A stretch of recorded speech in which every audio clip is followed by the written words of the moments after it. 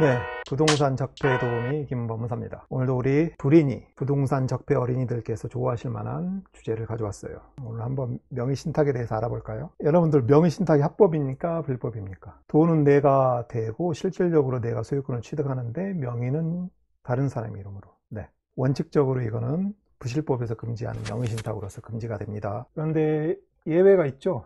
오늘은 그 예외에 대해서 한번 알아보겠습니다. 네, 원칙적으로 명의신탁은 불법이죠. 근데 예외 있어요. 종중부동산. 종중이 있고 오늘 알아볼 것은 이 배우자 명의죠. 배우자 명의. 실질적으로 사례에 많은 배우자 명의. A 남편이 A 남편의 A가 자금을 대고 B 명의로 여보 당신 명의로 집 하나 사, 돈 줄게. 이런 경우 내가 돈 줄게, 자기 이름으로 하나 취득해 이 경우. 그래서 B 명의로 부동산을 취득했습니다. 이 경우에 만약에 A 남편이 이 조세를 포탈한다든지 강제집행 면탈 또는 법령상의 제한 회피를 목적으로 하지 아니하는 경우에는 이거 유효하다고 보는 규정입니다. 4조 7조 12조 1항 3항 부실법 부동산 A 남편. 그래서 이렇게 취득을 했어요. 이렇게 취득을 했는데 이제 나중에 이제 다시 이 부동산을 이제 남편 명의로 되돌리는 경우, 이 경우가 이제 문제가 되죠. 보통 이런 사정을 모르면은 징여겠죠. 부부간이니까 징여. 아마 무상인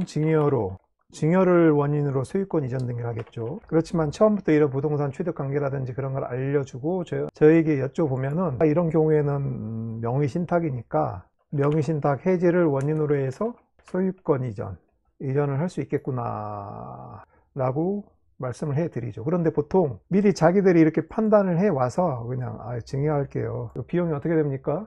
그러면은 거기에 대한 대답밖에 할 수 없죠. 그래서 처음에 만약에 여러분들께서 어떠한 법률 관계에 대한 만약 징여면 징여, 매매면 매매, 그런 걸 여러분들이 미리 정해 오시면은 그거에 대한 답을 해드리는데 맨 처음부터 이렇게 이러이러한 관계 이렇게 취득을 했습니다. 그러면 어떤 방법으로 소유권을 가져오는 게 가장 합리적일까요? 합리적이라는 것은 비용적인 측면이겠죠. 국세나 지방세상 그리고 법률상 합법적으로 이 세 가지 검토를 다 하게 되죠. 그렇지만 제가 이 경우에는 만약에 해지를 원인으로 해서 소유권 이전 등기를 가져온다면 명의신탁 해지, 그 경우에는 실질이 증여가 아니죠. 자기 재산 자기가 가져오는 거예요. 그래서 증여세 납부음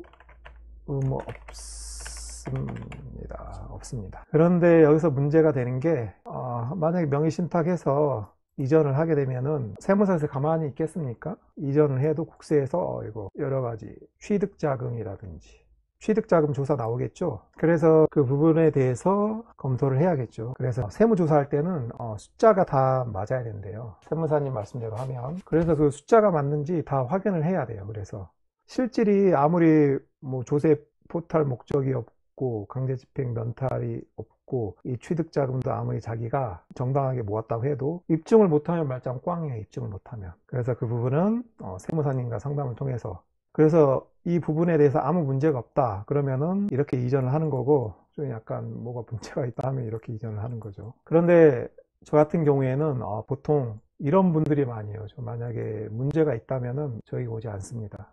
그리고 국세에서 증여세 납부 의무는 없는데 그러면은 취득세 등록세죠.